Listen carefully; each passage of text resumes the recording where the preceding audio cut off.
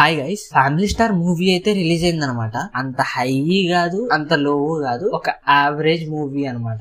Movie plot ఏంటంటే hero వచ్చేసి ఒక సింపుల్ గా మిడిల్ క్లాస్ లైఫ్ లీడ్ చేస్తూ చిన్న జాబ్ తో అడ్జస్ట్ అవుతూ ఉంటాడు అనమాట. ఒక మనకి పాత సినిమా ఒకటి బడ్జెట్ పద్మనాభం క్యారెక్టర్ ఉంటది కదా, ఆ టైప్ మన హీరో గారిది అనమాట. ఓపెన్ చేస్తే ఇక హీరోయిన్ వస్తారు, అనుకోకుండా లైఫ్ లోకి ఎంటర్ అవుతూ ఉంటారు అనమాట. ఇక వాళ్ళకి గొడవ అవుతుంది, కట్ చేస్తే ఫారెన్ లో ఉంటారు. అది మూవీ ప్లాట్ అనమాట. ఇక మూవీ విషయానికి వస్తే ఫస్ట్ హాఫ్ అయితే లాగ్ అని చెప్తా, దారుణమైన లాగ్ అనమాట. సెకండ్ హాఫ్ చిన్నగా స్టోరీకి కనెక్ట్ అవుతూ అలా స్టోరీ రివీల్ అవుతూ ఉంటది అనమాట. ఇక హీరో గారికి అయితే హీరోయిన్ చెప్పినట్టు రిలీజ్ ఈవెంట్ లో కొంచెం థిక్ ఉంటది, కొంచెం లెక్ ఉంటది, ఆ టైప్ లో ఉంటది అనమాట. ఇంకా విజయ్ దేవరకొండ గారు తీసిన మూవీస్ లలో నాకు ఇదే బాగా నచ్చింది అనమాట. ఫస్ట్ హాఫ్ లాగ్ అవ్వటం వల్ల స్టోరీ అనేది కొద్దిగా పోయింది, మూవీకి కంటెంట్ అనేది కొద్దిగా దెబ్బతినది అనమాట. దాని వల్ల చాలా మైనస్ పాయింట్ అయితే వచ్చింది. ఇక ప్లస్ పాయింట్స్ అంటూ హీరోకి హీరోయిన్ కి మధ్య మంచి కెమిస్ట్రీ అది అనమాట. సాంగ్స్ అదే కొద్దిగా బెటర్ అనిపించింది. బీజిఎంస్ కొద్దిగా బాగాలేదనమాట, అంతైతే ఏం లేదు. ఇక సాంగ్స్ వల్లే కొద్దిగా ఉంది అనమాట